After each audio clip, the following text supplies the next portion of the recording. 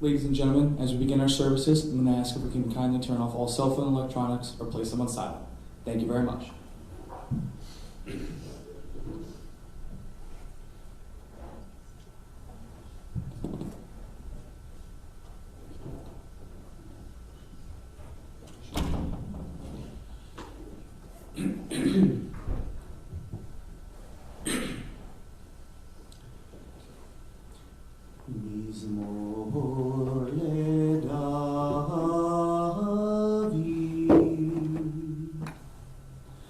Adonai ro'i lo echsar bine odeshe yar bitzeni al mei menuchot yenahaleni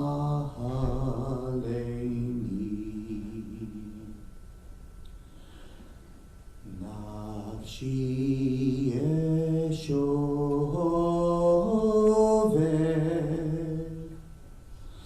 Nafshi eshover,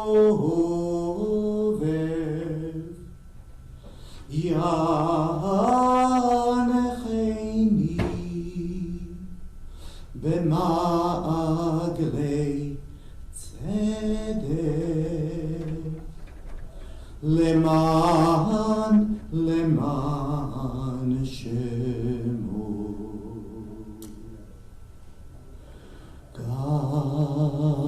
Gameki Ki Elech Begei Tzalmavet Lo irara ki ata imadi shi שבטך ומשענתך, שבטך ומשענתך,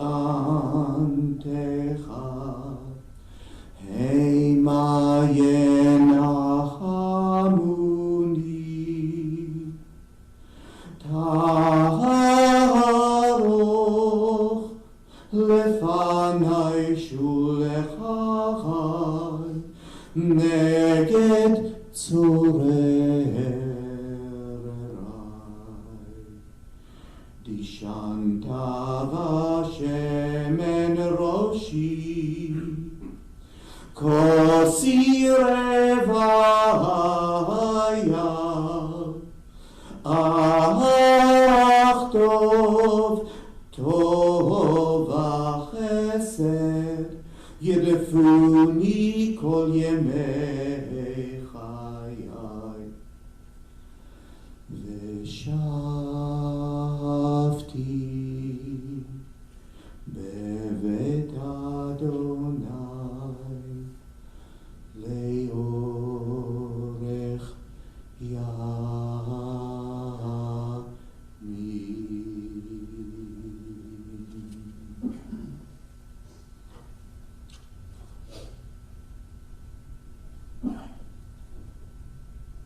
A Psalm of David. The Lord is my shepherd, I shall not want. He maketh me to lie down in green pastures. He leadeth me beside the still waters. He restoreth my soul. He guideth me in straight paths for his name's sake. Yea, though I walk through the valley of the shadow of death, I will fear no evil, for thou art with me. Thy rod and thy staff, they comfort me. Thou preparest a table before me in the presence of mine enemies. Thou hast anointed my head with oil. My cup runneth over. Surely goodness and mercy shall follow me all the days of my life, and I shall dwell in the house of the Lord forever. Amen.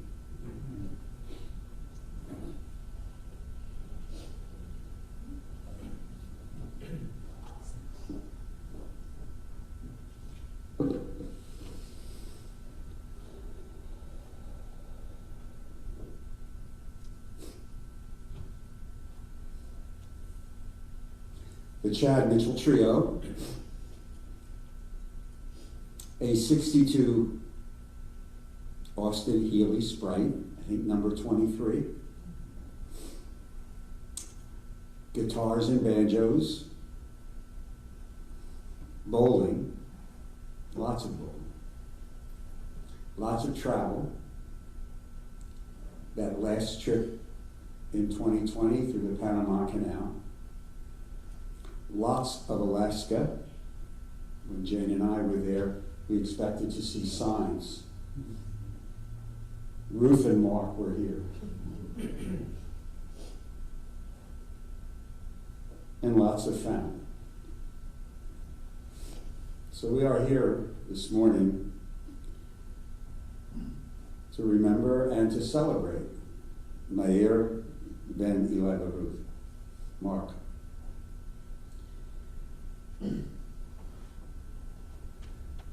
When we sat together the other day, we just talked about memories, because today, right now, is really about lots of memories. They flood over us.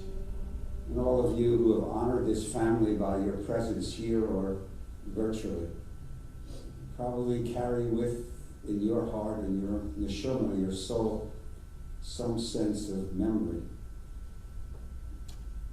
of what that relationship with Mark may have been like. And those memories now are trying to find a place in everyone's soul. And you'll hear more from some people.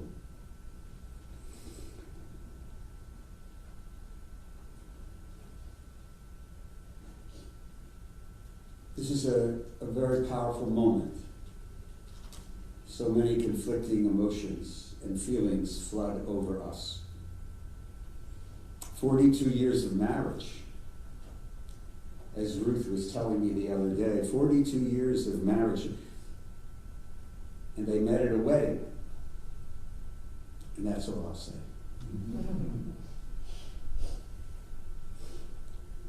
And they were telling me about their race car experiences, and hopefully when you come to Shiva, you'll see they have pictures of those race car. And Ruth was telling me all about those championship year, 1984, correct? 1984. Both of you won championships in cars, little car racing things. I have no idea what that or why. But evidently you have pictures, and hopefully you'll see. I was talking to Vicky yesterday, and we were just chatting because after they flew in from Toronto, and Vicky remarked on her younger brother's sense of humor and a certain phrase that she asked me not to repeat in public, or at least here in the chapel. You can ask her later, and she'll be more than happy to tell her. And the fact that when they were kids, Mark, who evidently had a sweet tooth, would hide candy wrappers because their dad was in the Tootsie Roll business. Would hide candy wrappers under the mattress.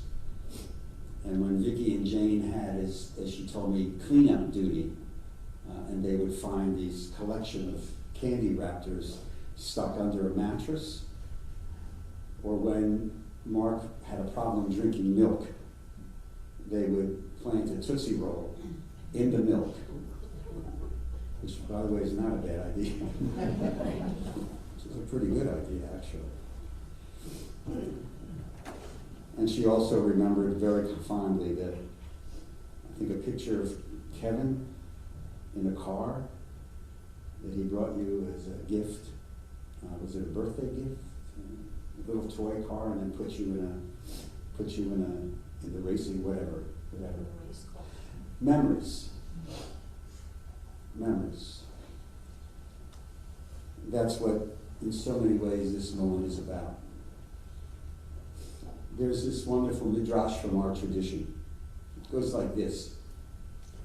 It starts from the book of Proverbs, which says, "The human spirit is the light of God. Within each of us, God implants a divine spark. Each of us has the obligation to tend this spark and fan it into a flame that will light up one's own life and the lives of others.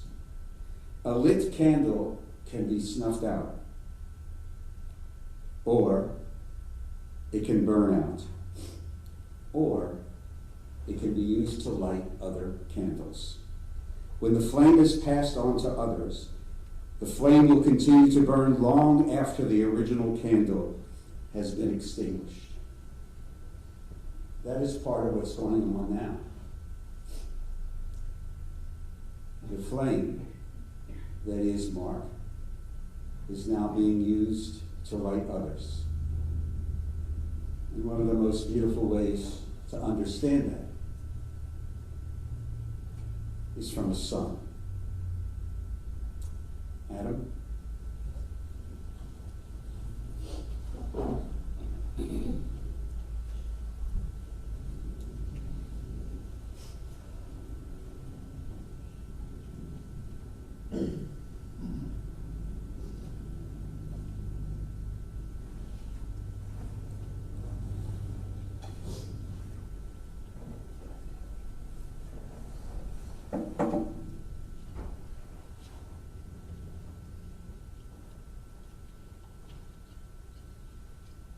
Sorry, having technical difficulties with my phone here.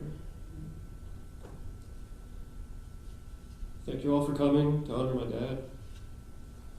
And thanks to everyone who couldn't make it but are watching on the live stream broadcast. I was planning on writing a proper eulogy for my dad. It's been quite a hectic week, as you might imagine. So instead I'm going to read an excerpt of what I posted on Facebook the other day. No, I got it here. Thanks though. No, he's really prepared. A wise man once wrote on Facebook. I'm the wise man.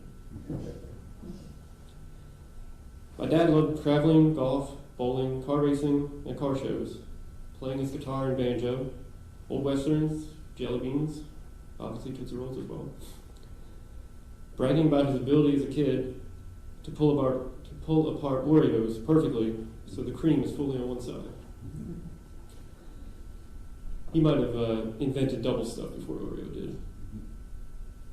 And joking how the easiest way to tell him and his twin sister apart is she doesn't have a beard and he doesn't shave his legs. And Jane thanks for never growing a beard and ruining that joke, because it's a pretty funny one. Forgive me for prying in too much there. And of course he loved his wife, my mom. Spent over 40 wonderful years together and did a fine job raising my younger brother, Steve, and myself. His love of travel undoubtedly came from my mom, who traveled with her family when she was young. They traveled together all around the world, mostly on cruises, and were able to visit all 50 states and all 7 continents. They took their kids along on many of their adventures, though Steve and I have only been to 49 states and 5 continents, and who's keeping count? I like to tell people that all my travels led me to my geography degree. Back when he could physically golf, he would go often. He even used to put together his own set of clubs in the garage and also sets for his friends. I never got into golf, Steve did though. I did get into bowling. In fact, I'm wearing one of my rings in his honor. My love of bowling comes from him. Steve and I would often go to Barkley Lanes and Playground to watch our parents bowl in their leagues. We both had birthday parties as kids, and we still bowl today. He actually went last night to his league. I went to watch. I'm going to miss giving my dad updates on how well or not well I bowl in my leagues and tournaments, and I'll miss seeing him there when I bowl tournaments in New Jersey. And I have a couple of quick follow-up stories. Dad was essentially an honorary high school coach for Cherokee for bowling. To this day, some of my and Steve's bowling friends like to tell us that they learn more about bowling from him than our coaches. One of the coaches, I think, was in gymnastics or something. High school coaches don't always play the sports that they coach, but whatever. And since Dad timed all this so perfectly with April Fools, I'd like to share a fun prank Mom, Steve, and I pulled on him a while ago, maybe 93 or 94. When Dad ran into Bradley's, you remember Bradley's? He went in by himself to pick up something, I don't remember what. Mom thought it'd be funny to move the car from in front of Bradley's to in front of our ex-place, which was just next door. And then when Dad got out of Bradley's and looked for the car, to his surprise, we weren't there. My mom yelled and honked, and he found us. But not until we watched him confused and lost for a few minutes and probably pissed. So Dad, thank you for being a great person and for always being there for your family and friends. We will miss you and love you always.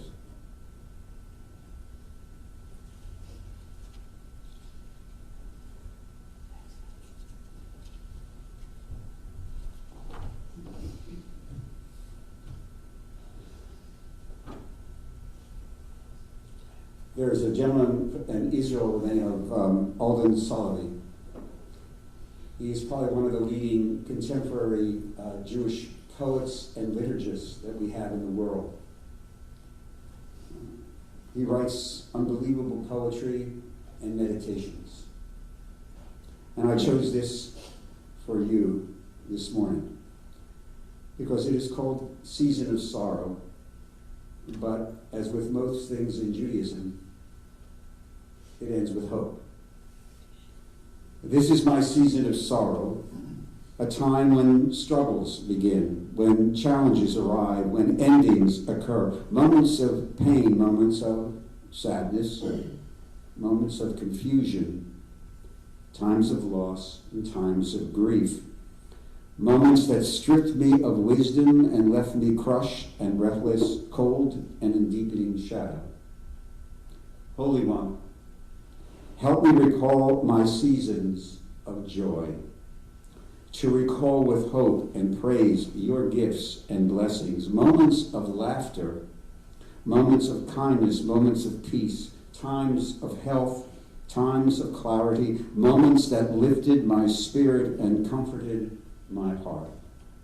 In truth, these joys and sorrows are gifts of holiness, gifts of mystery, gifts beyond all of our wisdom, my knowledge, my understanding. Rock of all, you are my comfort and my strength, my light and my truth. In this moment of sadness and grief, we are reminded of hope and to remember the laughter, the joy, the health, and most of all, the love.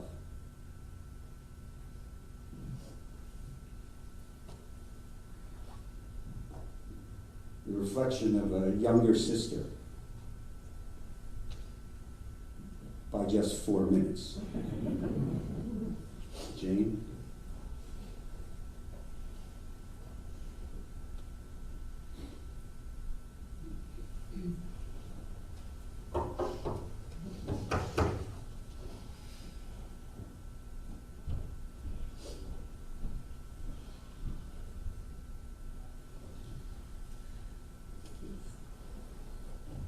I'm old school.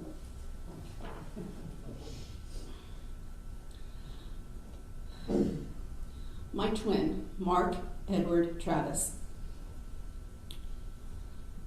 When people learned Mark and I were twins, they often asked if we were identical. I would look at them and smile, and then I'd say, well, he's a boy. Growing up, Mark and I were often asked what it's like being a twin.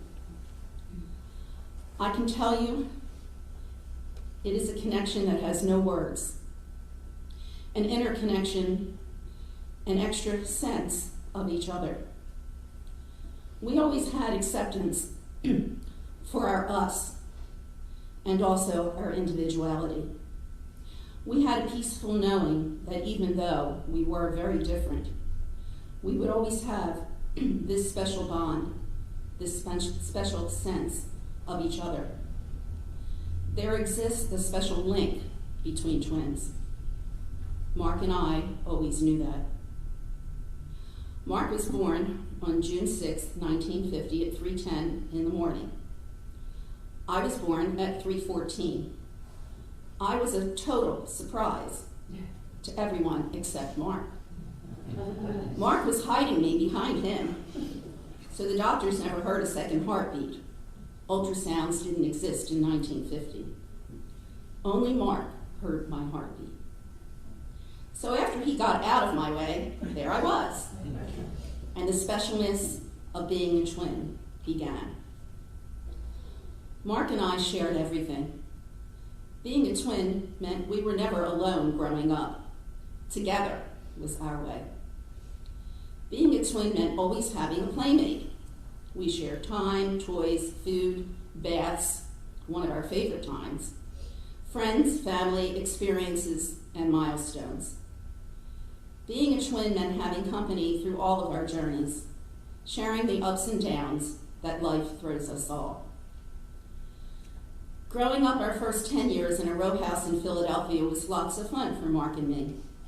There were lots of friends on our block, and we spent hours playing in the alley behind the house. Cops and robbers, stickball, wall ball, to name a few. Daddy taught us to ride bikes there, and then when we were 10, we moved across the river to Cinnaminson. Vicky, Mark, and I suddenly had our own bedrooms. We thought the new house was everyone's dream come true. Mark and I discovered the freedom of riding our bikes all around our neighborhoods, since we didn't have to worry about city traffic. We had space to explore, catching tadpoles in a creek and watching them grow into frogs, not my mother's favorite thing. Discovering poison ivy and sumac, not fun, especially for Mark, who was highly allergic. Starting a new school together, we were in 6th grade, wasn't as scary because Mark and I had each other, and they even put us in the same class.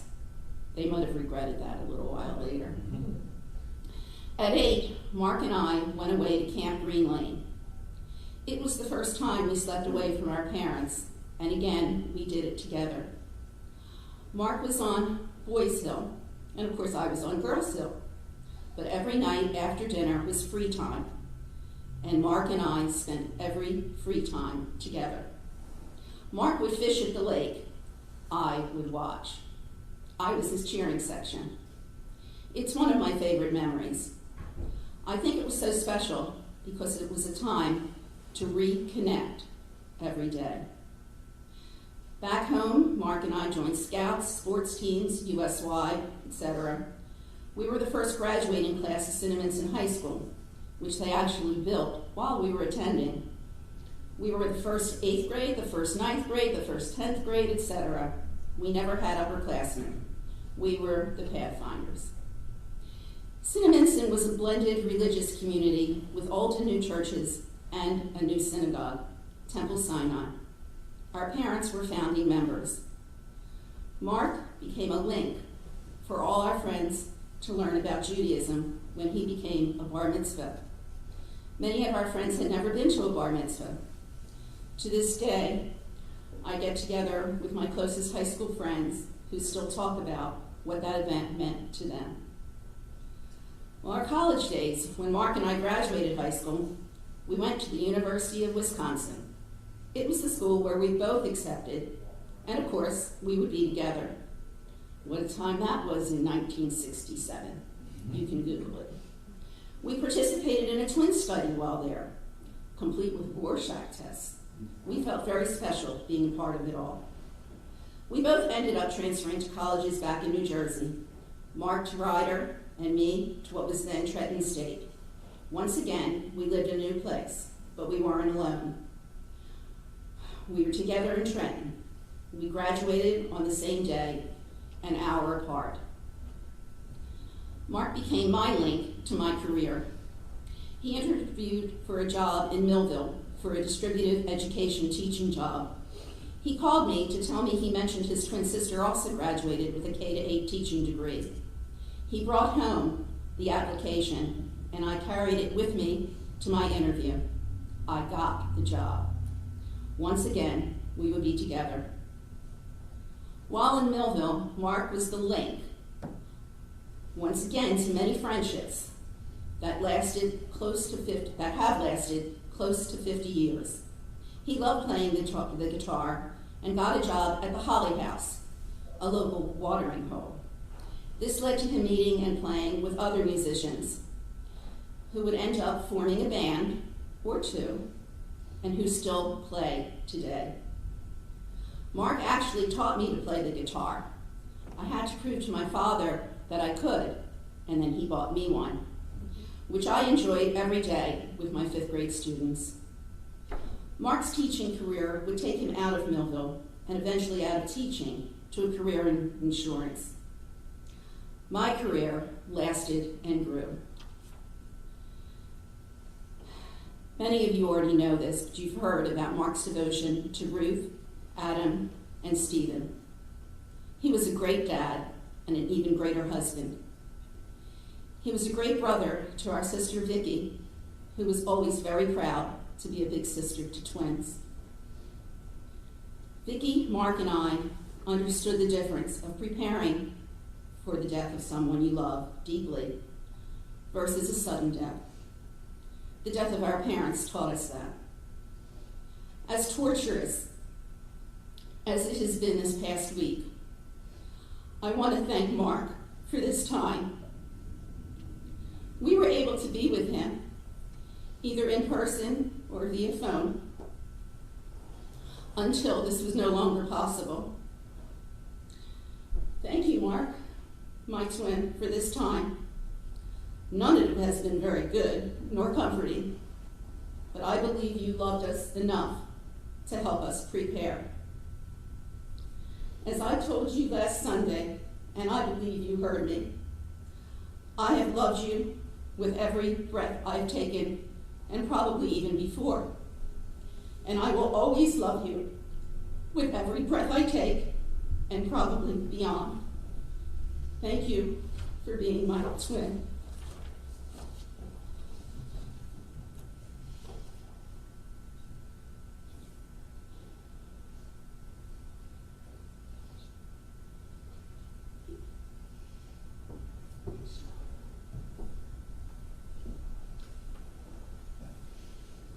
You get to eat all the Tootsie Rolls you want now.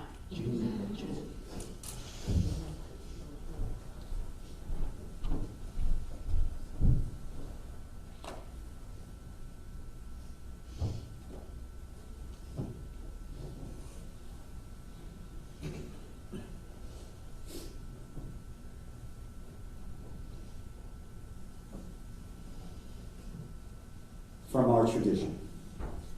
Adonai Natan, Adonai Lakachi, Hishem Adonai Mevorach. God has given, God has taken away, blessed be the name of God. An ancient people, we are well acquainted with grief and with the valley of the shadows. Death and sorrow are not strangers to us, yet the centuries have taught us that a good name endures beyond the grave, and that there is strength in faith. With Job we say, Adonai Natan, God you have given. You gave us a loved one who will not be forgotten. For all that was good and enduring in Mark's life, we offer now our deepest thanks, the thanks of our heart and soul. Adonai Lakach, God you have taken away, and we pray for the strength to turn our broken hearts into an altar of trust before which we acknowledge your sovereignty and love. As we say, Hishem Adonai Mevorach, blessed be the name of God, now and forever. As we recall now the loss of one so loved, be with us now as we remember that all things change. The earth and the stars, time as well as seasons, and we who must to dust return. You alone are everlasting, our eternal rock, whose presence redeems us from death and despair. God of comfort, shield us with your love and kindness. Help us to know that time does heal, and grief will yield its final grip. May the memory of Mark Travis and his life, his legacy, and the love which you have heard, may that always guide you in goodness and compassion and in peace. For the love which death can never sever, for the friendship that was shared with so many of you here along this path of life, for all the gifts of heart and mind which have now become a precious heritage. For all these and more we are grateful.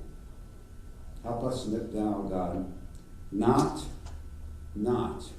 to dwell on sorrow or pain, but to honor Mark's life by the quality of the lives that you choose to live. There are many things in our tradition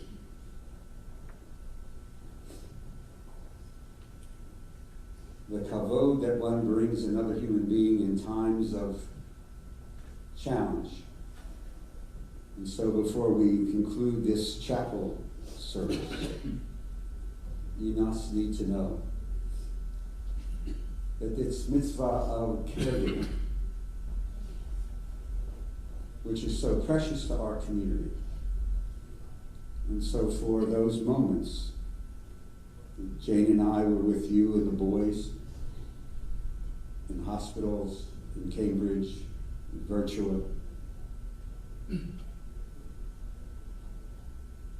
You are to be thanked.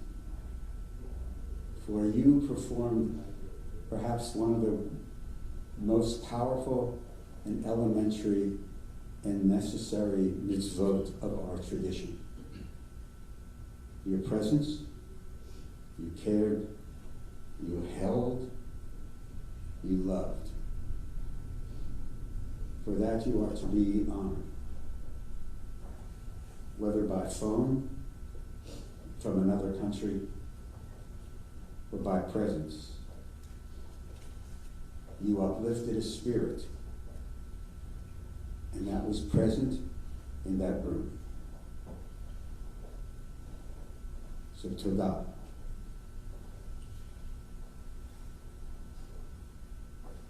One final meditation. You can shed tears. The mark is gone. Or you can smile because he lived. You can close your eyes and praise that he will come back, or you can open your eyes and see all that he has left. Your heart can be empty because you can't see him, or you can be full of the love that you shared. You can turn your back on tomorrow and live in yesterday, or you can be happy for tomorrow because of yesterday. You can remember him and only that he is gone, or you can cherish his memory and let it live on. You can cry and close your mind, be empty and turn your back, or you can do what I think he would want. Smile. Open your eyes. Love.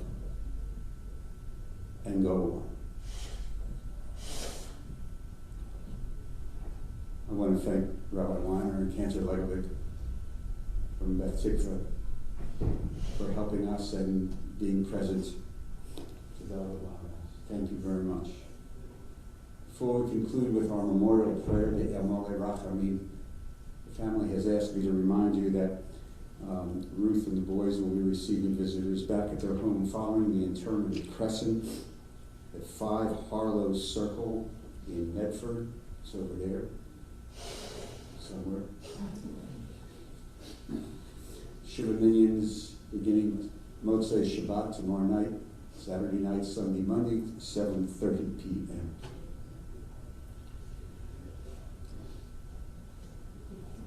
Memorial prayer of our tradition, the Emole Rachamim. I ask you to please rise.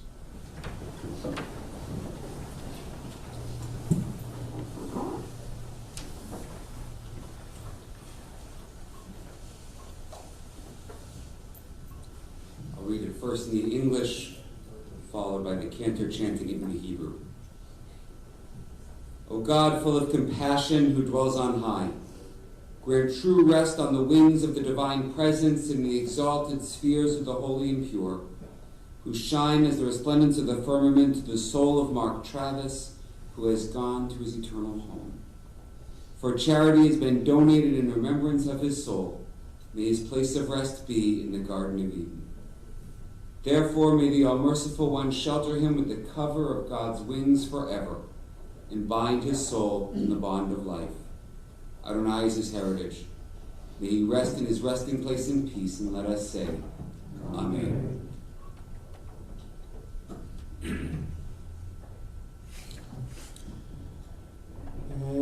מלא רחמים שוכן במרומים, המצאי מנוחה נכונה תחת כנפי השכינה, במעלות קדושים וטהורים, כזוהר הרקיע מהזהירים.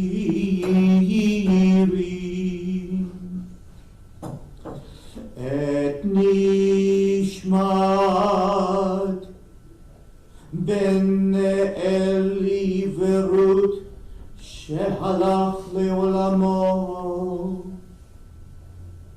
בעד שאנו מזכירים את נשמתו, בגן עדן תמנוחתו.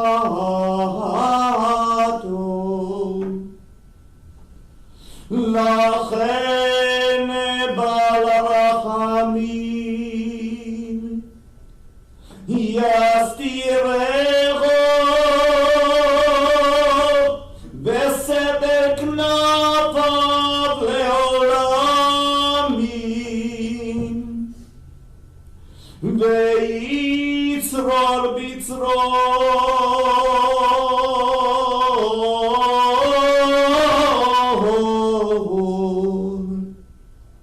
החיים את נשמתו. אדוני הוא נחלתו,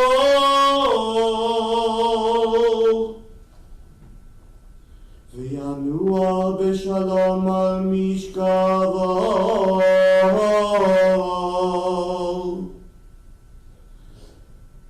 ונאמר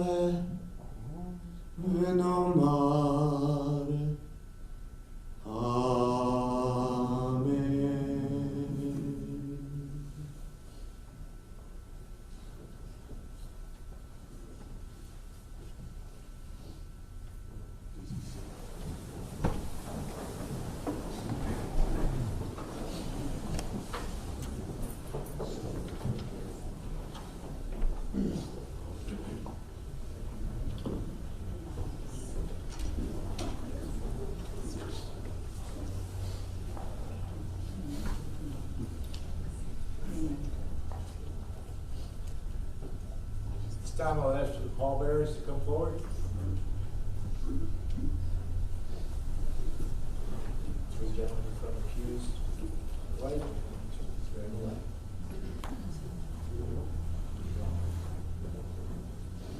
Third pew, right. I'll ask you to rise once more.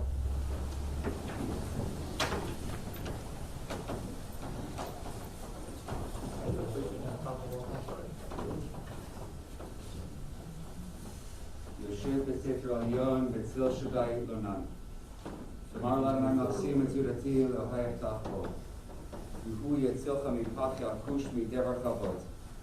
בברתו יסך לך ותחת כנפיו תפסה, שנאה וסוחר עמיתו. לא תירא מפחד לילה, מחץ יעוף יומם. מדבר באופל יהלוך, מכתב ישות צהריים. מפה מצילך אלף ורבה מעינך אליך לא ייגש. רק בעינך תביט ושלומת רשעים יראה.